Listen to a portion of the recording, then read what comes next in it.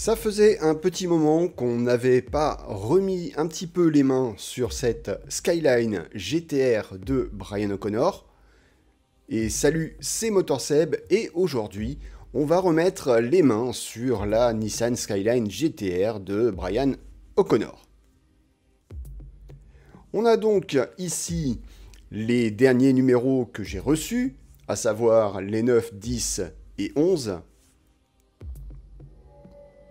On va bien entendu faire le tour des fascicules et ensuite on va continuer le montage de cette Skyline avec notamment au programme aujourd'hui le moteur. On va continuer et on va continuer également le berceau avant.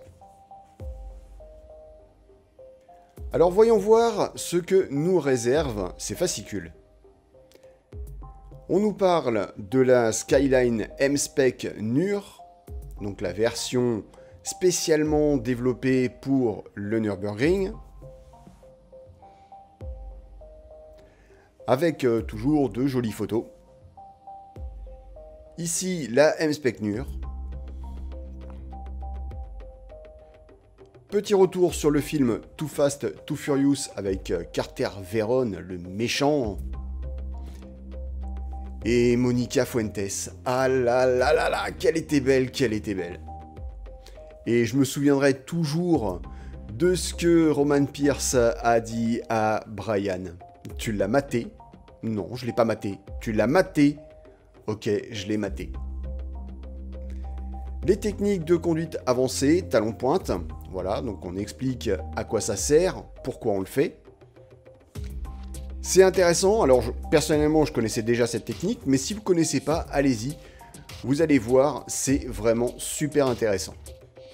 On continue les 1000 km de Fuji 1985, avec victoire de la Silvia Turbo C.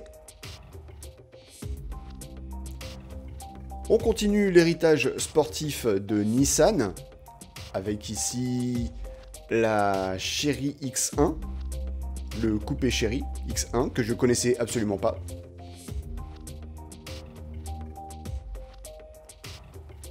Plutôt sympa. Ensuite, on continue avec le berceau avant. On va détailler tout ça tout à l'heure. Deuxième fascicule, le numéro 10, où on nous reparle du moteur RB26 DETT.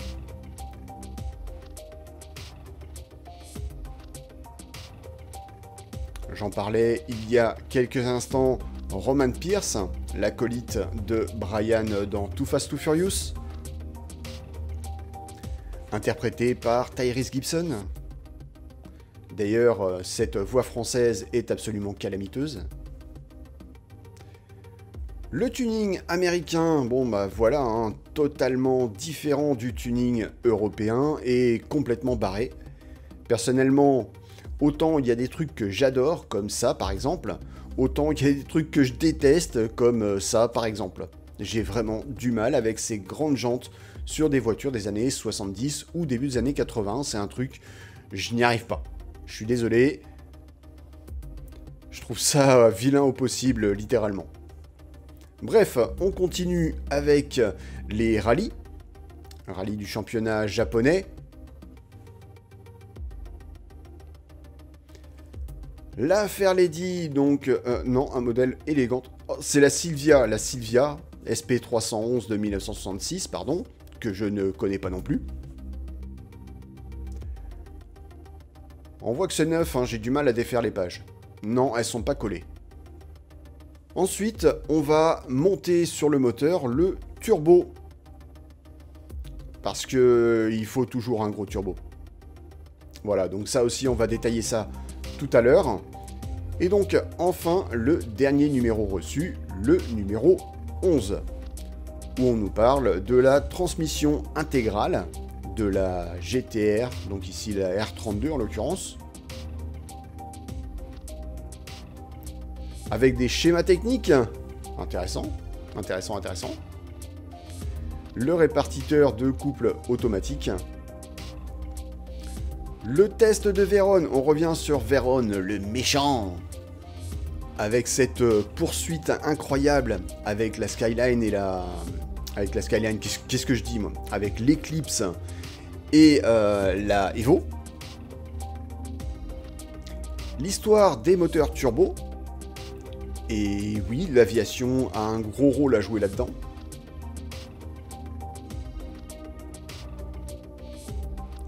La suite des rallyes du championnat du Japon, avec le succès de la Fairlady Z, la Nissan Bluebird de 1967,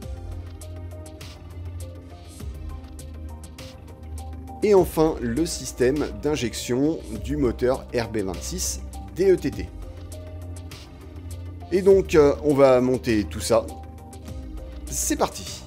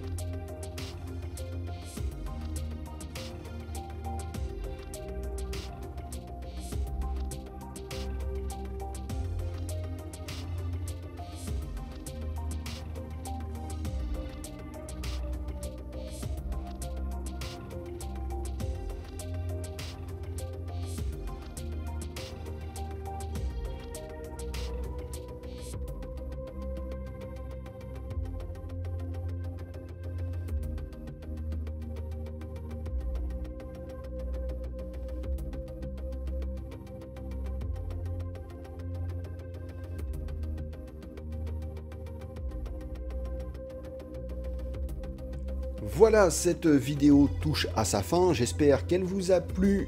N'hésitez pas à commenter, à dire ce que vous en pensez. N'oubliez pas bien entendu de vous abonner, d'activer la cloche, le petit like de l'amour qui fait super plaisir. D'ici la prochaine vidéo, je vous souhaite une bonne route et bien entendu, soyez sages au volant. Kenavo!